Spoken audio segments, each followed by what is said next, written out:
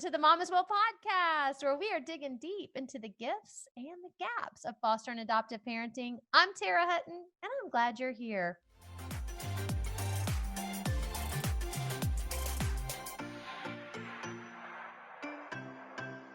Mama's Well. Yes, she is. Today, I'm excited about this conversation. This is a little lady that has been thinking about vulnerable children and adoption since she was a little bitty girl. Emily Chapman Richards. She is the daughter to Stephen Curtis Chapman and Mary Beth Chapman, and mother of her own husband. Got her own husband, her own family, 3 little girls now. But she currently is the executive director of a nonprofit organization called Show Hope. And Show Hope is doing some powerful things, and I cannot wait for you to hear them. But before you do that, would you just take a minute to scroll down at the bottom of your podcast platform and leave us a review? Hit the stars, rate the show, and that helps us to gain more exposure. So thank you for doing that in advance, and let's hop in with Emily. Welcome, Emily Chapman Richards. Thank you for joining us. Thank you. It's an honor to be with you. Well, I am excited to have this conversation. We have friends in common, but you and I have not spent a lot of time together at all, really, just a few minutes at an event a few months ago. And I'd like you to, you are now currently the executive director of Show Hope. And would you tell everybody just a little bit about what Show Hope is and what it does, and then also a little bit about your family and how you got started in this? Yeah, definitely. Well, like I said, it is an honor to be with you and share this conversation. So thank you so much for having me. So I'm Emily from Franklin, Tennessee, and married to my husband Tanner for 13 years now, and 3 little girls, Eiley, Della, and Verity, ages 10, 7, and 6. So lots going on. And the oldest daughter of Mary Beth and Stephen Curtis Chapman. Some of your listeners may be familiar with my dad's music, a Christian recording artist. And so, and the oldest of 6 of their children. So, 2 biological brothers. And then in early 2000s, we grew our family through adoption. And so I have 3 sisters that are adopted from China. My youngest sister, Maria, is now with Jesus. She passed away in 2008. But through our personal family experience and being exposed to adoption and the need of children living outside of parental care, my parents started Show Hope in 2003. They had very full schedules, so weren't looking to start a nonprofit. That kind of wasn't on. My mom makes a joke of like her bucket list, like that was not on the bucket list. But at that time, in the early 2000s, they had just been, their hearts had been so captured by our own family's journey in bringing my sisters home, and wanted to help other Christian families that were hoping to adopt and begin that journey, but just oftentimes wouldn't even take the first step because of the finances involved just to complete the process. And then knowing that oftentimes there's a long journey on the other side of welcoming the child home. My mom says adoption doesn't in the day a child is welcomed home, it's really just beginning. And so Show Hope was born in 2003 with a mission to care for orphans by engaging the church and reducing barriers to adoption. And the primary barriers we address are financial, medical, and knowledge barrier, with our kind of paramount work being adoption aid grants to reduce the expense of the adoption process. Right. You talked about how you start, Show Hope's not on your mom's bucket list. And I remember her telling, I've heard her tell this story a couple of times. I don't know. I read her book, Choosing to See. If anybody, this is an excellent book. And I can't remember. When was that? I believe it was published in 2009. Yeah, that's probably when I read it. 2010. There we go. 2010. Yeah. Okay. So, excellent, beautiful journey Mm. that your mother shares, and you're a lot of it. But I've heard her talk about how Show Hope really was founded, and it's kind of funny when your parents talk about it together, because your mom just talks about writing checks. People, Yeah. you had brought your sister, one's just Maria, right? One sister at that Just time. showy at Showy that was first. time. Okay, so Yeah. Showy, and then she just was like, people wanted to be involved and she wanted to help. And Hmm. so it's a beautiful story of how that's happened. And then let me readdress those three pillars again, because that's where I'd like to talk about all of those. The Hmm. first one is the financial barrier. The second one is medical issues, Barrier. I guess. Yeah, Hmm. barrier. And then the learning. Knowledge. Yeah. The knowledge Knowledge, barrier. knowledge. Hmm. Okay. Yeah, Okay. So absolutely. I think that's super important. But before we go there, tell us a little bit. You were really a huge catalyst. And I love this because you and I have something in common. And you may not know this, but you were the catalyst in your family for Hmm. adoption. Hmm. And you remind me so much of my firstborn, because when he wanted something, he would create you know keynote presentations and Oh, all kinds of okay. things. He Yes. wanted to be Good. homeschooled one year, and that was what he did. He put together presentations of all the pros Nice. and cons, and so Hmm. adoption was something that it was laid on your heart on a Hmm. trip to Haiti. Is that correct? That is correct. Yeah. Yes. And that's what we have in common, because Haiti. our family spent a week in Haiti together in 2015, Oh, and that's when okay. we really had it was on our hearts. And my son wound up spending 6 years of his life and a year solid living in Haiti, but traveling back and Oh forth my and serving Haiti. goodness. So it's a special Oh my country to us as well. goodness.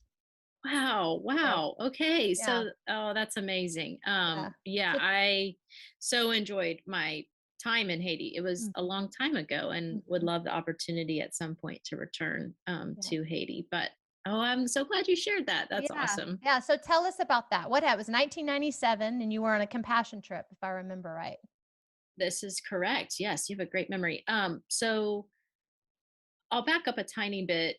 My parents, I mean, as a parent now, I mean, I think it's easy. You can look back and reflect on your childhood in a lot of different ways. But as a parent now, I really look back and am so thankful for the intentionality that I don't even know that my parents knew was was there, but they were very intentional to expose us in a lot of different ways to needs in our own community and around the world, to get involved, and no matter what our how old we are or were or what resources we had, to make a difference, right? And so even well before Show Hope was founded, my dad was actively involved in prison fellowship ministry, had a sweet friendship with Chuck Colson. And those are some early memories I have of Angel Tree at Christmas time and just kind of laying a foundation of service. And so the opportunity came in 1997. I was in fifth grade, and I remember as clear as day my youth minister mentioning in youth group that the church had a few spots and they would be receiving applications for anyone interested in going and choosing who would go. And the trip was in March, and so the application was due right around Christmas time. And I just wanted so badly for Christmas that year to get chosen to go on the trip because I hadn't been on an international missions trip. And at the time, we were sponsoring as a family a little girl that was about my age in Haiti, Yvonne. And I knew we would have the opportunity to meet her, and it just meant a lot. And so I was chosen with a few other friends and their moms to go with a little cohort from our church that met up with a bigger group hosted by Compassion in the spring of 1997. And on that trip was another really integral family to my mom and dad's adoption journey. They were in small group together. They had adopted and fostered the Coley family, many, many kiddos. Um, and they were actually in the process of adopting at the time of the trip. So adoption and foster care wasn't foreign to me growing up. My parents' small group actively involved, and then again that foundation of just service. So this trip to Haiti in 1997, in a lot of ways, was a dream come true. Uh, but that trip opened my eyes to just the just we can't even comprehend the impact of just devastating poverty and how widespread that is, right? And so at 11 years old, I'm trying to process what it means to not have a family, not have shelter, what I take education for granted. Like, I don't want to wake up and go to school every day. Oh my gosh, that's a gift. Like, just all the things that we take for granted. I'm really beginning to process this and came home from that trip just really impassioned that we as a family needed to do more. And I honestly, sometimes I even told my kids this story just the other day. I was like, my prayer life when I was 11, I want to get back to that because I think Wow. there was just something, and that's not um, braggadocious as much as I think there's something so precious in the innocence of childlike faith. And I think that's why we see it show up in scripture so much. Because in my mind, at 11, there was a need. We had resources to help meet that need, and we needed to do something about it. And the Lord, I knew that he, as his children, he would work through us to help meet those needs. So what did our response need to be? And it just was that simple to me, right? Right. um and so I began at that time. I was convinced we were supposed to be missionaries and moved to Haiti. My parents were like, well, your dad's career is primarily in the United States, and he feels very called to minister through music to believers here and around the world. And so, again, because of exposure to this family that had been on the trip and adoption and foster care, I thought, well, what about could we ever welcome a child that's in need of a family into ours through adoption? And so began at that point praying. And my parents say that I went on an all-out prayer campaign. They call it pestering. I'm like, I was just praying. But I really did believe God was moving in our hearts, and there was something stirring to bring a child home. And that's where it all started. And then 3 years later, 2000, we traveled as a family to China and brought Shoei home. 2003, Stevie Joy, and then 2004, Maria came Okay. home. Got it. Well, that's a beautiful story. And it is it definitely it definitely illustrates that childlike faith like you're describing of, I think at the older we get, sometimes we can move out of touch of our hearts Mm, and potentially what God's trying to tell us through that. mm, That's a beautiful story. So it's mm. not a surprise at all then that you are performing this role right now as executive director for Show Hope. Well, it's a dream come true in many ways, and I've always, since a young girl, career day at school or whatever, Mhm. in young elementary school, I would dress up as a missionary, and so missions has always been on my radar. And then with the trip to Haiti, really began to just stir in my heart. I remember saving my money up for Christmas one year when I was in this time of praying for our family to consider adoption.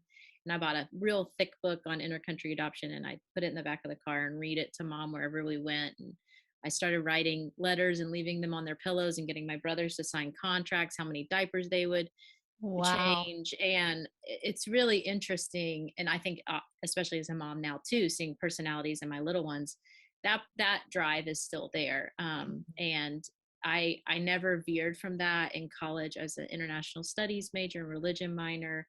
Every paper, every speech I had the opportunity to write or research had something to do with adoption policy or reform or openness versus closed in adoption. Like, I just, everything I kind of got, um my imagination was just so captured, and I wanted to know and learn everything I could. And then went on to do my master's in theology, and my dissertation was practical theology and disability theology, specifically around the church as a welcoming community for families that have adopted children with complex physical and intellectual disabilities. And so I've just always, you don't force someone to do that. It's a No. passion. And Yeah. so I to be in this executive director role for the season has been just an incredible gift, and I'm grateful to have have this responsibility. Yeah. Well, you're definitely geared for it. So I'm so glad. Speaking of like Tell us, okay, so let's go back to you bring these girls home. So 2000 you said when Yes, Joey came Joey home? came home in 2000. So my Okay. brothers, I was 13, Caleb was probably like a 10, and Will Mhm. was 9. I mean, so Mhm. my parents, it was they started over in many Mhm. ways. Yeah. Yeah, and now how was that? Because, when you look at the Chapman family photos, everything looks like, wow, like, so good, everything is Mm, smooth sailing, and I know because, a similar story, you go to Haiti, and that's exactly why we went to Haiti. We had this bucket list of what are we supposed to we were about to actually launch our oldest child. He was, a junior, okay. and it was like, okay, what have we not exposed him to? What have we not? And Mm, and that was really strong on our hearts. We had another family that had done a lot of mission trips, and she would talk about him and show me videos. I remember sitting on her bed one day just watching videos and saying, please take us. Please show, we mm, want to go. We wow. want, I'd never done that. And yeah, and I Yeah. was an adult. So Huh. we wanted our son to go. We went, and you come home and you look at that, and I'll just be really vulnerable here, but you think, man, we have so much to give, we have so much to offer, like, we're full, and all five of us are like, we're in. And then you bring children in your home that have struggled and have had Mm, such brokenness and such loss, yep. and it's it's we were in over our heads, Mhm. at Mhm. times, and we luckily we have support. But what was it like for you guys? Well, many families, I think, first of all, let me just say I appreciate that your vulnerability, and it's just brave and courageous for you to put that out, because I think so many families, in especially in the adoption and foster care journey, are there, Mhm, and it can feel really lonely not knowing, mhm, oh, this is not abnormal experience. mhm, And so I think, just thank you for that. We when we brought our post adoption journey has, in a lot of ways, had similarities to what you're describing, and then there's also been some extreme differences, right? And so, and I'm specifically referring to my sister and losing her in 2008. But I think what it was like for us, my parents very much so, because we were a bit older when they decided to start the adoption process, they sat us all down, and it was a family commitment, right? Like, there was no them in a silo and us over here. And so we knew kind of going into it. And because we had had good friends that had been in this space for a while, we're aware of some complex developmental trauma potentials.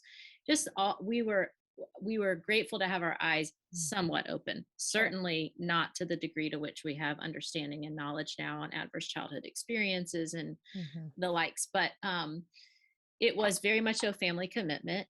It was a family commitment for the long haul, meaning, um, I'm now 35. My kids have piano recital on the weekend, and my sister's a cheerleader at the University of Alabama. And yeah, so my mom, and it breaks her heart because she wants to be grandma, but she also is mom. Like, sure, it's like generational. There's that kind of sure. sacrifice, right? Yeah.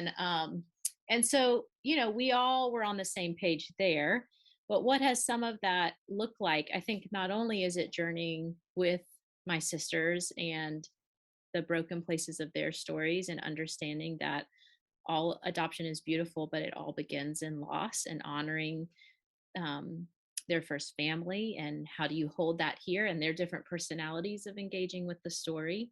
But also, we not only is the brokenness there, but there's brokenness in our world. And so Mhm, we're also having conversations around the dinner table because of where we're at as a nation and a country, in a world, and the pandemic and everything that's just thrown so much up in the air, right? Like, mhm. that also demands a certain level of Sure. flexibility in conversation and growth. And so I think, yeah, we've definitely had our journey. And I'm thankful that the Lord as Show Hope has grown, we mentioned the barriers at the beginning. I mean, Show Hope Mhm. was started to address the financial barrier, Sure. full stop.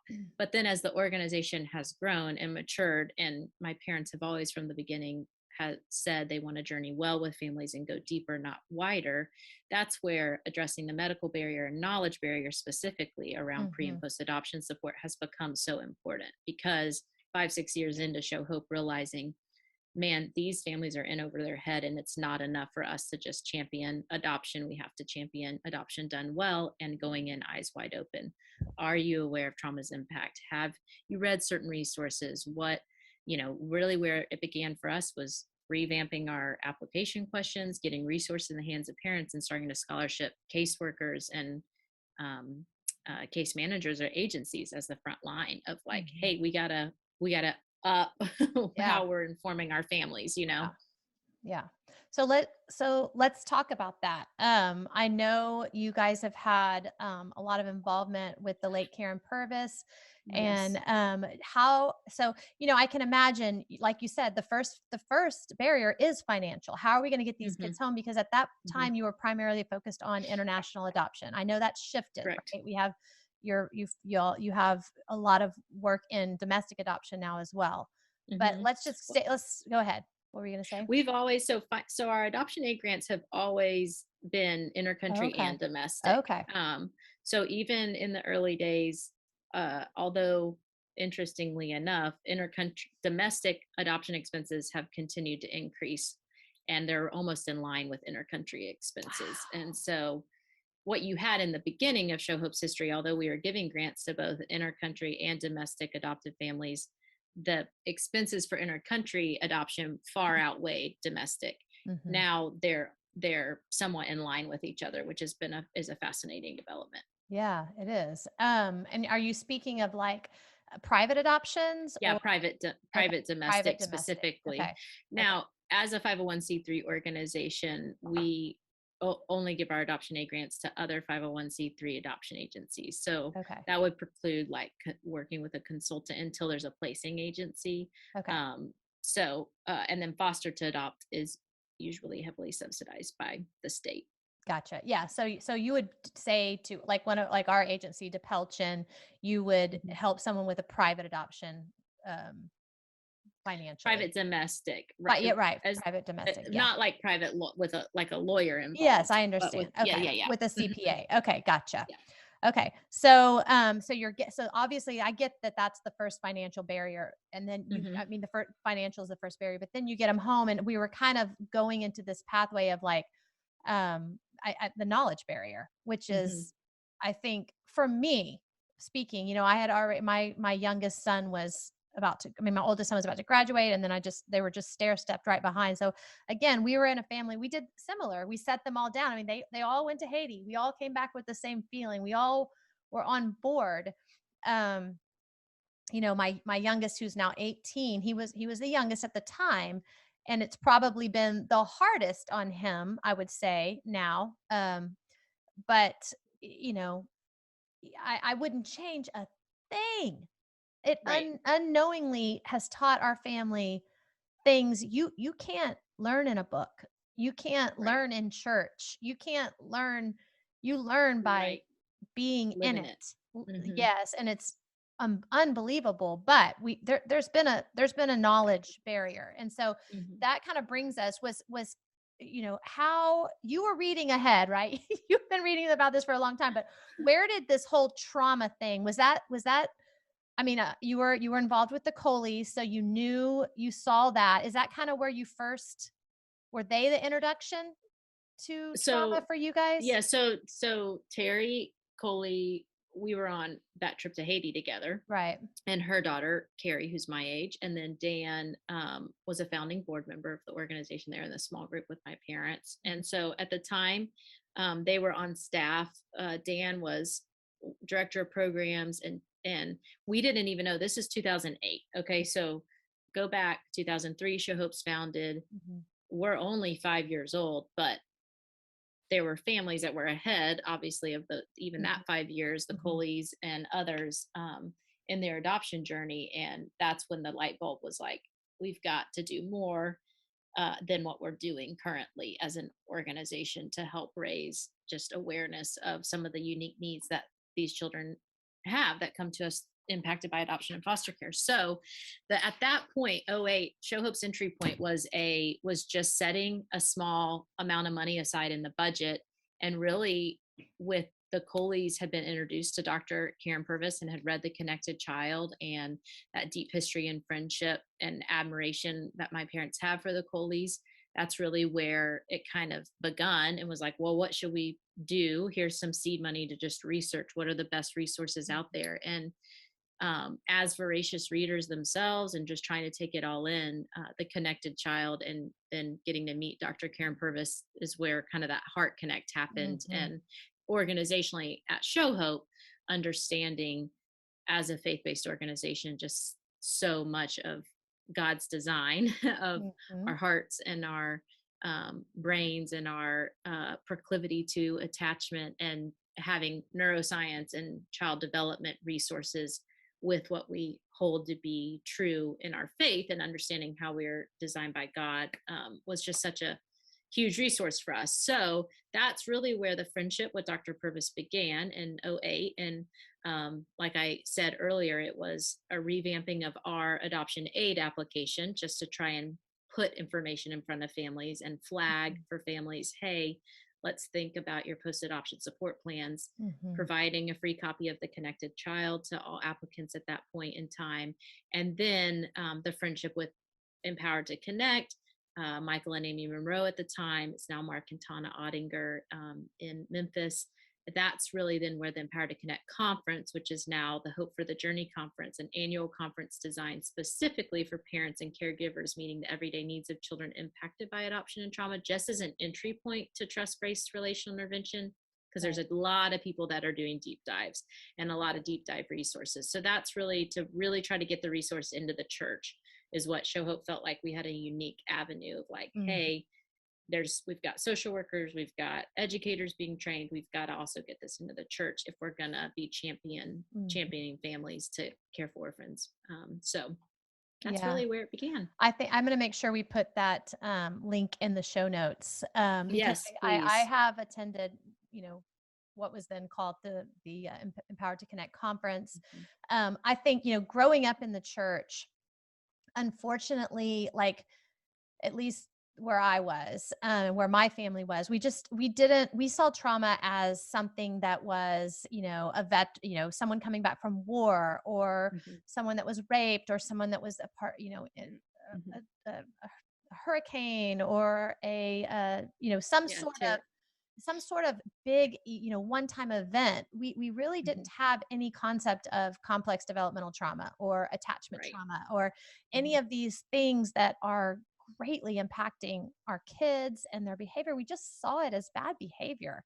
And so Mm, it's so important, I think, to educate not only like foster and adoptive parents, but the people that are their community that are coming around them, because you can feel such a sense of shame, of mm, mm, as a parent trying to do something different than your community mm.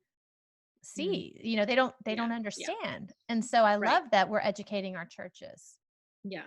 And that's what I mean, we oftentimes internally here will say, yes, the conference is geared toward parents and everyday caregiver givers meeting the needs of children impacted by adoption trauma, but really it's just good caregiving strategies. Yeah, Like, yeah. let's understand that behavior, behind every behavior is a And need, an unmet need, and mm, what is being expressed. And that's, Dr. Purvis always, that leading with structure and nurture, that's kind of the $1 million mhm, question, right? But they're right in sync with each other: structure, mhm, nurture, structure, nurture. And mhm, so you can feel isolated in trying to, we talk about the paradigm shift, right, from mhm, traditional parenting models, or just even traditional understandings around what's socially acceptable behavior, or how do we, our child losing their mind when we go into an overstimulating environment. Like, mhm, let's have a broader perspective on, like, wow, this could be a really overwhelming environment if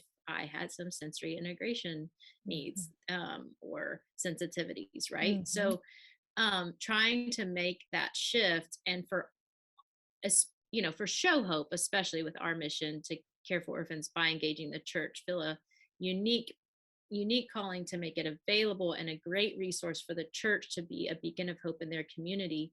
But it's a great tool for anybody, educators, coaches. My husband's a gymnastics coach. A handful of his coaches came to the conference last year, and it's a game changer for them Yeah. to be able to just think that they have those glasses on now when Yeah. little Johnny is in class and is running into the mat every 2 seconds. Like, Right. oh, proprioceptive input. Right. Here's what's going on. Like, okay, I Right. know I've got some tools to interact with this. Right. Not, hey, get back in line. Yeah. Like, oh, Right. okay. Right. Yeah, Um, it's fantastic. If I look for the day, where all of our schools, our doctors, our teachers, our, everybody is mhm, wearing those trauma lenses to where we can see beyond those crazy chaotic, behaviors that so easily get labeled as bad mhm, and defiant and things like that. So that's wonderful. And families can participate in that mhm. through churches. It's usually simulcast or how do you say that? Am I saying it right? Yes, it's usually simulcasted. So churches will either like choose to host it and simulcast it kind of on their big screen or in their Mm-hmm. auditorium. But we also have a digital component now where individuals and households can register to watch it. In the comfort of their own home, which That's is so exciting wonderful. as Yeah. well. It premieres April 8th, 2022, and it's available for 2 months, kind of on demand viewing, and then it comes down and we start working on the content for the next year. But there's 5 teaching modules, so it's the 4 core principles of trust-based relational intervention. It's an Mhm. introduction to TBRI in the brain, empowering principles, connecting and correcting principles, and then the 5th module is one we added last year as we relaunched as Hope for the Journey, which is TBRI and the gospel, which at Show Hope we're really excited Mhm. about because it just kind of, I think you spoke earlier to at churches, we, growing up didn't have language for trauma. I also think we have had a history of not knowing how science and faith dialogue well together. Sure. And I think what's really beautiful, and Dr. Purvis, I was privileged to have um, some conversations with her prior to her entering glory, and I can't Mm. wait to see her again. I just sometimes I wonder what she's thinking, looking down on just Mm. how this is spreading. It's such a beautiful thing. But just understanding how God created us for connection by way of bearing the image of a inherently relational Mm. triune God. Mhm. Our brain science is just kind of catching up to Sure. what we as Christians understand about how we're created and are image bearers of God. And um, the fact that our brain is malleable and can be rewired within the context of safe and loving relationships, like that's redemption. Like Mhm.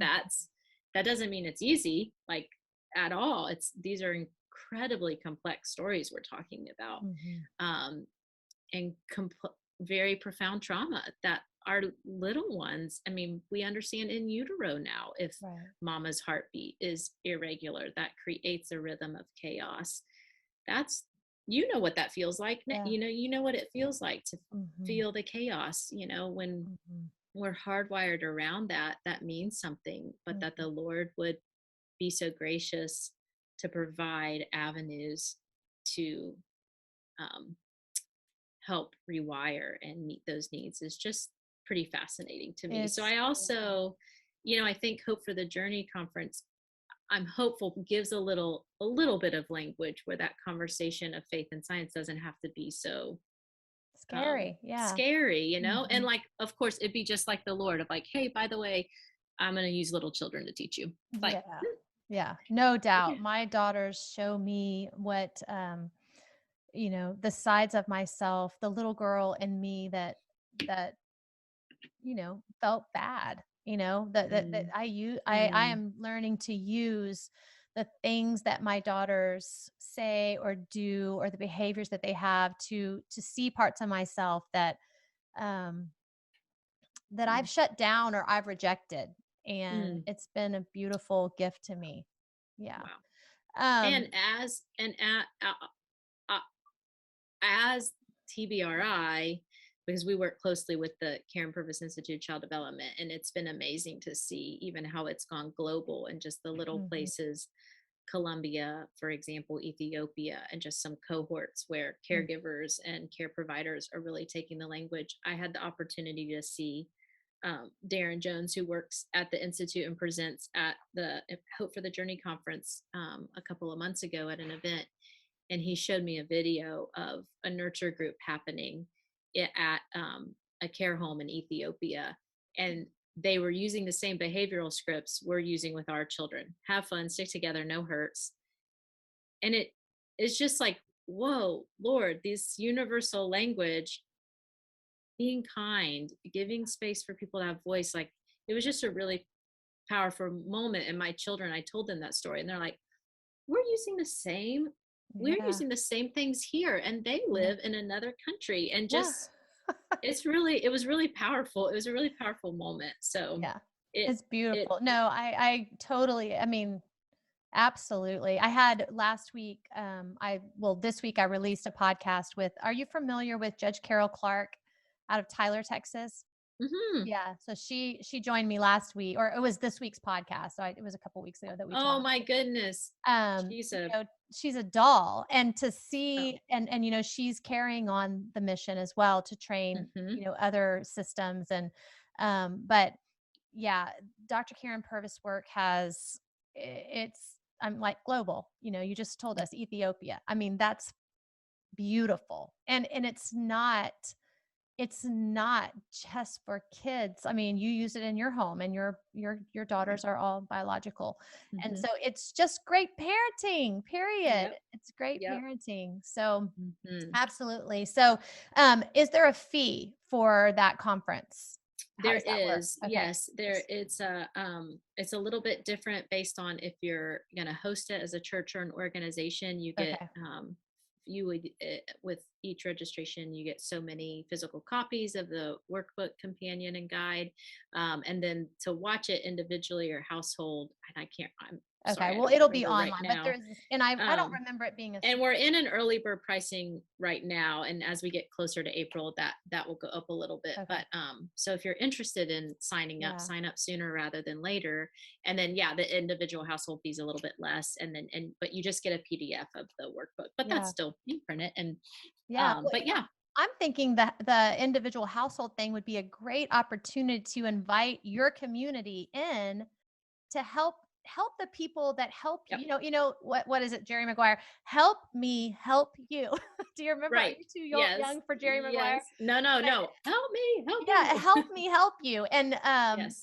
just like serve dinner and Totally. have fun, and Totally. let's just, you want to help, I'm going to show you how. Yeah, yeah. And And the modules, that's how the modules are meant.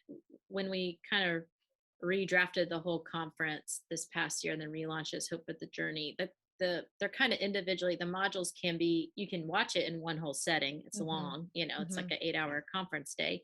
Or you can pull the modules out individually and watch, and then get together and discuss like in mm, a small group. And we've incorporated, we have the teaching element from Darren Jones or Amanda Purvis from the Karen Purvis Institute of Child Development. And then each teaching module has a going deeper. It's like a 10-minute TED Talk style mhm. on like a topical deep dive. So Oh, I we do a can't deep dive wait. on, I know, we do a deep dive on ACEs, a deep dive on, this year we're going to do trauma informed care in teenagers, which is Mhm. fun because that's a question we get a lot. Like, this sounds like good if you have little tinies, but what Yeah. happens when we get to the teenage years? And then each teaching module also has a practical perspective video where it's just a short interview with either an adult adoptee, Mm, foster youth alum, or adoptive foster family. And just to try to mhm, kind of make it personal. Like, we want the audience to see themselves on the screen, either an mhm. adoptee, adoptive family, like,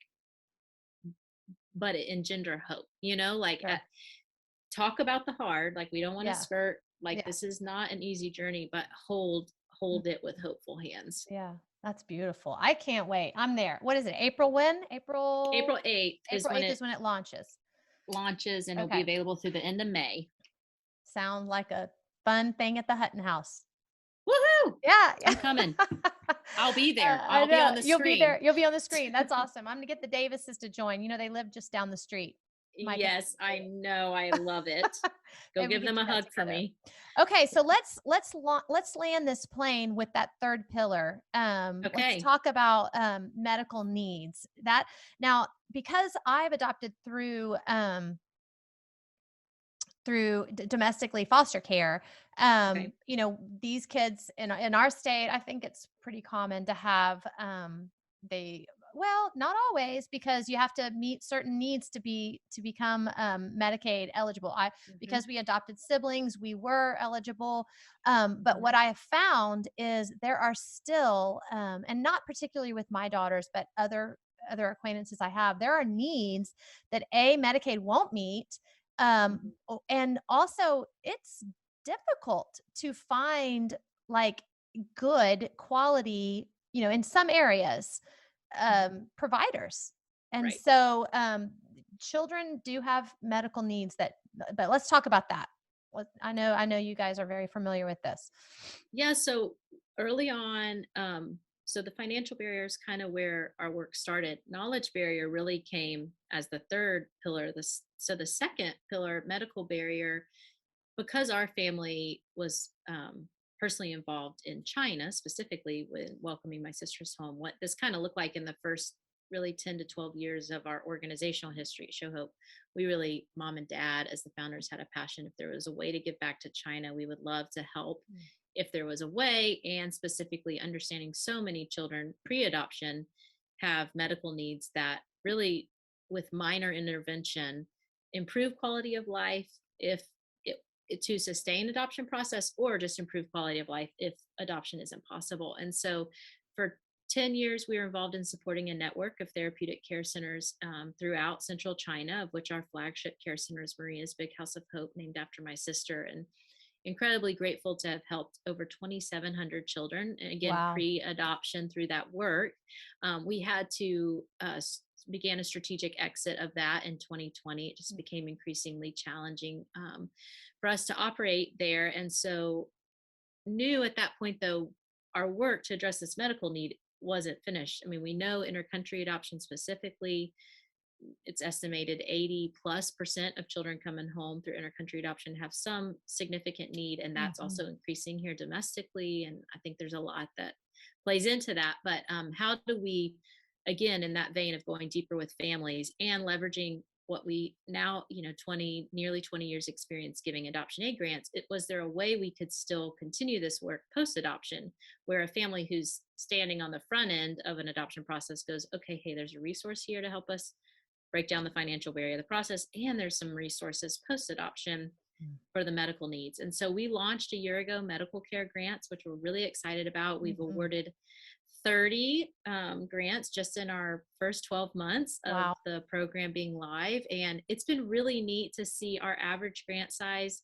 Um, right now, I think we've budgeted this year is 5,500. It's not a huge Yeah. amount, because oftentimes, like you said, there's a lot of either state funded resources or through private Mhm. insurance that kick in and help. But there's a lot of times families just have this little gap. Maybe insurance will cover 20 PT sessions in a year or speech therapy, but your child needs 30 or 40 every year because it's really Yeah. significantly helping and unlocking learning potential and all these things.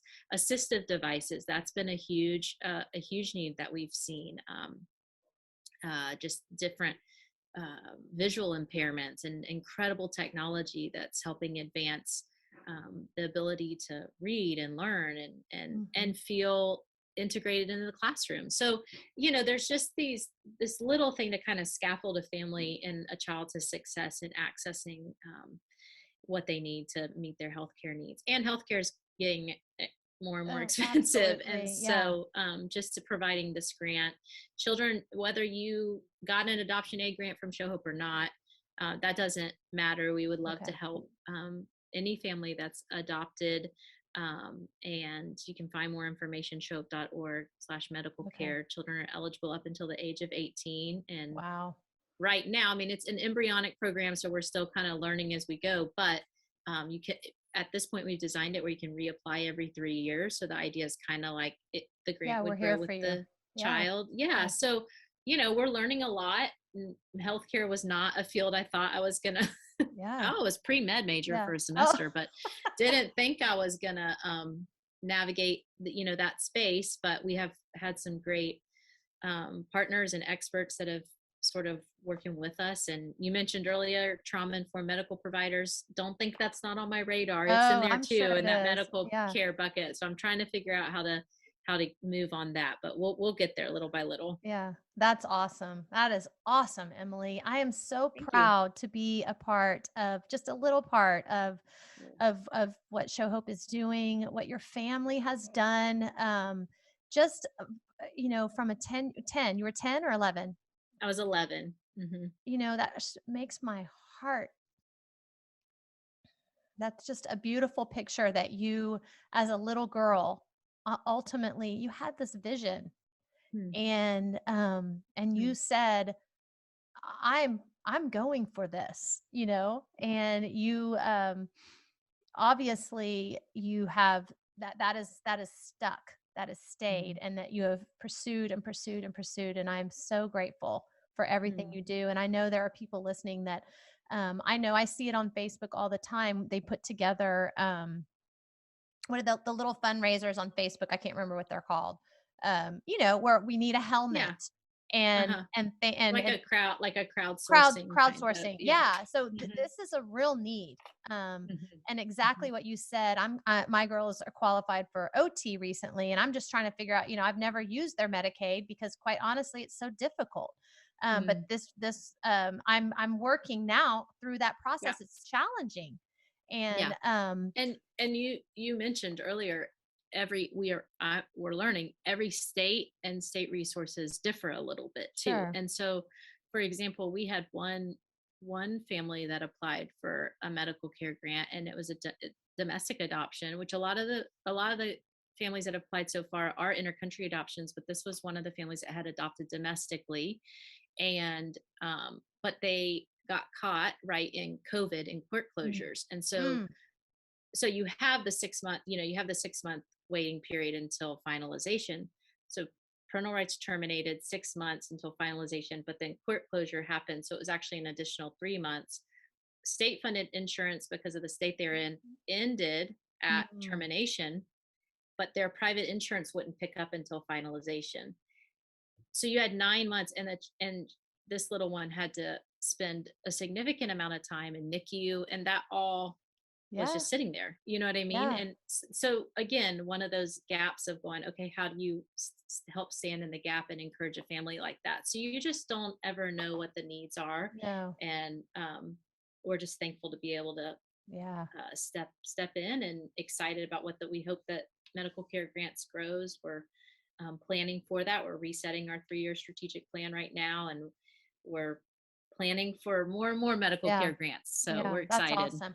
Okay, so to wrap this up, I want to make sure that everybody understands showhope.org is Yep. really where you're going to find, and we'll put this in the Hmm. show notes, but you have there's access to adoption, financial Aid. Hmm. financial aid for adoption, whether that's domestic or international, Hmm. correct? And then Yep. have the knowledge barrier where we have you're gonna there's Pre I'm and sure you have, post. Yep. yeah, pre and post adoption, but what's the new, and it's not Empowered to Connect now, it's gonna be, what's it gonna Hope be for the called? journey. Hope for the Journey.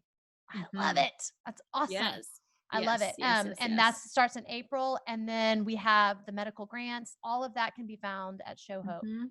Yep. If you go to showhope.org. showhope.org and you hover over the Our Work button, it'll Mm, all populate right under there, and you can go find whatever you would like. fantastic. So grateful. I'm so grateful. Well, Tara, thank you so you're much very for welcome. what you do, and just continuing to encourage families. It's really powerful. So thank Yeah, you. you're very welcome, Emily. You tell your family hello, and I hope to see you soon. Wow, wasn't that a great episode? I feel empowered. I feel like there's hope. There's people out there that are willing and able to help. And I know that many of us have at times struggled either financially to find medical support, or if you're trying to bring a child home from another country or domestically, there's support out there. So check out showhope.org. And man, make sure you figure out when and how you can be and attend the conference in April. And we'll see you next week.